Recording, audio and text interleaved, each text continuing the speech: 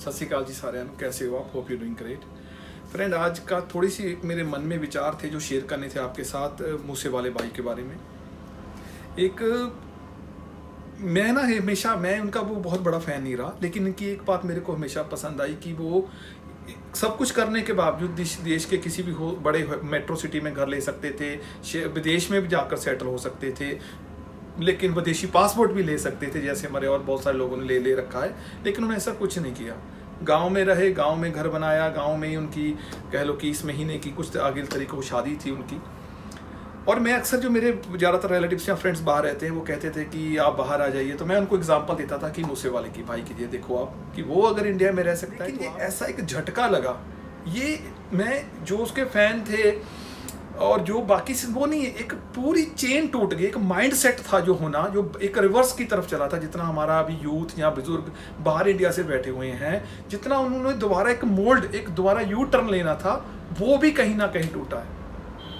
बात रही नंबर 2 की, जो भी लोग थे जिन्होंने ये इनकाउंटर किया, वो कोई गैंगस्टर थे या सिस्टम है, क्या चल रहा था, मेरे को उसमें बारे में मालूम नहीं ज़्यादा। लेकिन मैं एक बात उनके साथ ये बस पूछना चाहता हूँ उनसे, वो जो कोई भी हैं, क्या पहले तो वो मैरिड हैं? अगर नहीं मैरिड हैं तो उनके घर में उनके कज़िन वगैरह छोटे बच्चे उनके भाई के बहन के होंगे, राइट? अगर वो मैरिड है, क्या कभी एक छोटा बच्चा उठाकर उन्होंने अपने हाथों में देखा है कि उस बच्चे को पहले मदर पालती है 9 महीने अपने पेट में, फिर जन्म होता है, वहाँ से लेकर उंगली पकड़ कर चलाना, बुरा भला बताना, एक एज ए फादर एक वो फीलिंग होती है जब उसका बच्चा उससे कोई चीज़ सीखता है, चाहे वो साइकिल चलाना, गाड़ी, मोटरसाइकिल, फिर कॉलेज ग्रेजुएशन करना, विदेश में जाना, वहाँ ग्रेजुएशन डिग्री कर कर वापस इंडिया में आकर रहना, और अपने फादर के लिए एक वो ताज, वो क्राउन होता है, चाहे वो बेटा हो चाहे बेटी हो, दोनों में से। माँ के लिए भी ऐसा ही। आप एक झटके से ये चीज़ें सब चूरा चूर कर देते हो, कितनी ड्रीम्स टूटती हैं, कुछ मालूम है?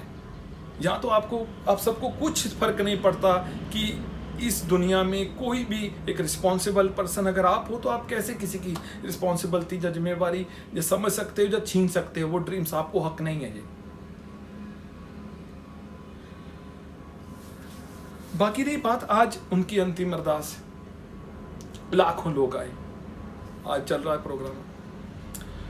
मेरे मंजर में दिमाग से वो चीज़ नहीं जा रही कि वो जो सीन थे, एक माँ का दिल कितना बड़ा होता है। सेकंड बर्थ होता है माँ का, कह लो कि जब बच्चे को जन्म देती है। और उसकी माता जी जब मूसेवाले जी की बॉडी लेकर जा रहे थे अंतिम लास्ट राइड पर, धूप थी, दोपहर का समय था, उसकी माँ अपनी चुन्नी से उसको छाँव कर रही है, डेड बॉडी को, फेस।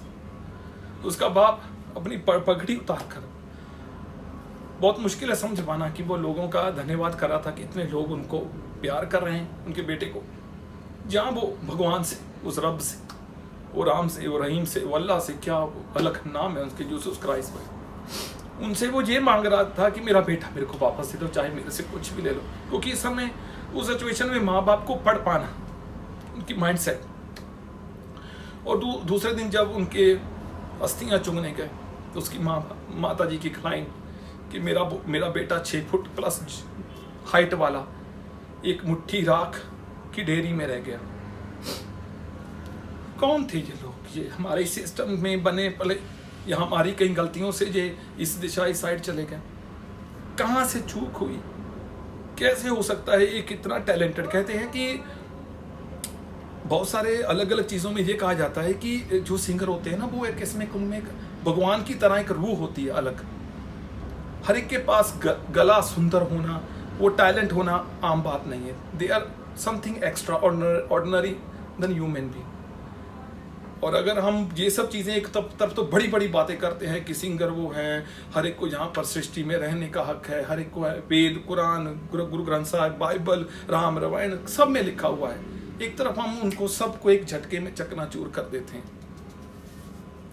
जैसे इमेजिन कि अगर वो अपनी लाइफ जितनी भी इंडिया में है, तो माना जाता है 70-65 साल और रहता और जीता, कितना कुछ वो कर सकता था। कितना, जो मैंने पहले बात किया कि हमारा जो यूथ, हमारे लोग बाहर जा रहे हैं, विदेशों को जा रहे हैं, उसको देखकर कितने आते हैं? 10%, 20%, 5% आते हैं ना। कितना फर्क पड़ता हमारे एक चेन को।